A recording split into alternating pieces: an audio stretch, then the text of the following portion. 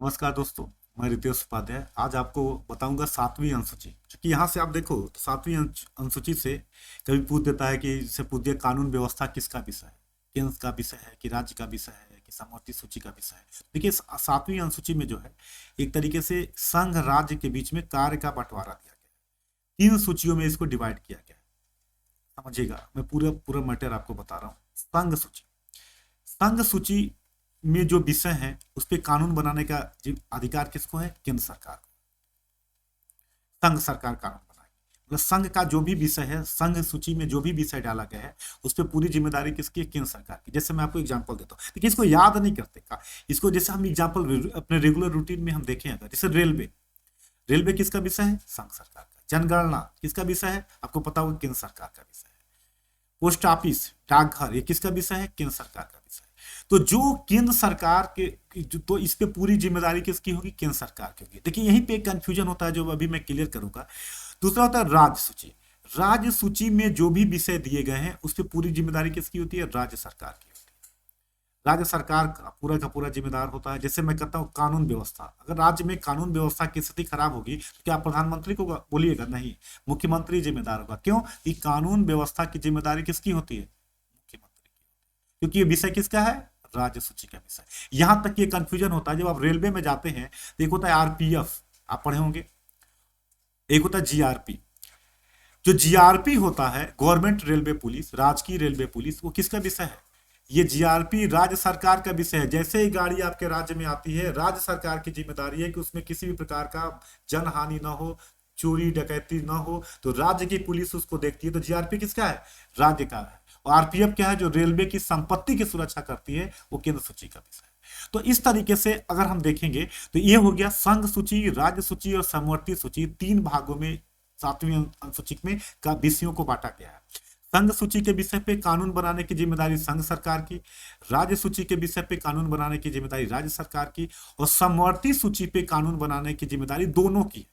मतलब समवर्ती सूची पे केंद्र और राज्य दोनों कानून बना सकते हैं, केंद्र और राज्य दोनों कानून बना सकते हैं। लेकिन अगर एक ही विषय पे केंद्र और राज्य दोनों ने कानून बनाया है तो केंद्र का कानून लागू होगा, राज्य का कानून लागू नहीं। और क्लियर? तो सातवीं अनुसूची में विषयों को तीन भागों में बांटा गया है, संघ सूची, राज्य सूची और समवर्ती सूची।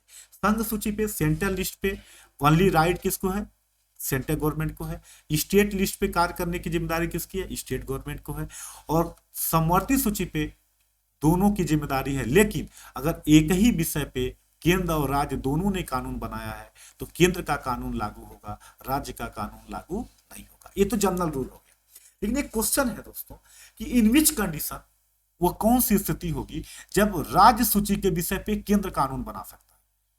क्योंकि भारत का पता है कि भारत का जो फेडरलिज्म है एक अलग टाइप तरह का है। तो कुछ ऐसे प्रोविजन दिए गए हैं कि नॉर्मल समय में तो राज्य के विषय पे राज्य कानून बनाएगा, लेकिन एक कुछ प्रोविजन है, वह कौन सी परिस्थिति होगी?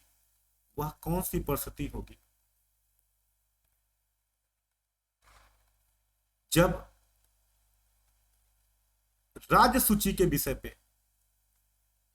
केंद्र कानून बनाएगा? इसके लिए कुछ प्रोविजन दिए गए हैं। जब आप केंद्र राज्य संबंध पढ़ते हैं, जैसे आर्टिकल 249, अनुच्छेद 249, याद रखिएगा प्रीलिम्स का बहुत कोर टॉपिक है।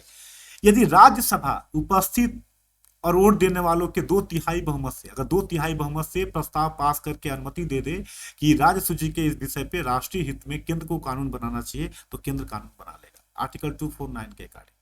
दूसरा अगर बात करें 250, अगर इमरजेंसी लगी है, आपातकाल लागू है, तो भी उस समय भी राज्य सूची के विषय पे केंद्र कानून बनाए ड्यूरिंग इमरजेंसी। 252 क्या कहता है? 252 कहता है कि दो या दो से अधिक राज्य की सहमति हो तभी किसी विषय पे केंद्र कानून बना सकता है। तो ये हो गया 249, 250, 252। और 253 क्या कहता है कि अगर अंतरराष्ट्रीय संधियों को लागू करने के संदर्भ में अगर कोई मामला आता है तो उस परिस्थिति में भी राज्य सूची के विषय पे केंद्र कानून बना सकता है। दोस्तों प्रीलिम्स का काफी इंपॉर्टेंट टॉपिक है ये। 249, 250, 252, 253 ये पूछा जाता है। यूपी पीसीएस के मेंस में भी पूछा है कि वो कौन सी परिस्थिति है जब राज्य सूची के विषय पे केंद्र कानून बना सकता है। तो ये परिस्थितियां हैं जिस विषय पे राज्य केंद्र कानून बना सकता है। ठीक है, ये रहा आपका सातवीं अनुसूची।